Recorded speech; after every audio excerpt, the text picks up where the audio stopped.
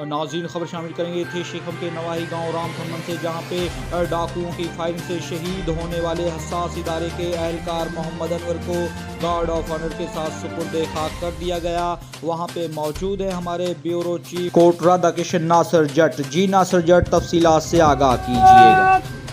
جی سکندر، آپ کو بالکل بتاتے چلیں کہ رام تھمن کے رہائشی محمد انور جو کہ حساس ادارے کے ملازم تھے، وہ اپنے آبائی گاؤں آئے تھے کہ راستے میں اس کے اوپر ڈاکوؤں کی جانب سے فائرنگ ہو گئی، جس کے نتیجے میں وہ شدید زخمی ہو گئے تھے۔ انہیں شدید زخمی حالت میں DHQ ہاسپٹل قصور منتقل کیا گیا، جہاں پہ وہ زخموں کی تاب نہ لاتے ہوئے شہید ہو گئے۔ اب انہیں ان کے آبائی گاؤں رام تھمن میں گارڈ آف آنر کے ساتھ سپرد خاک کر دیا گیا ہے۔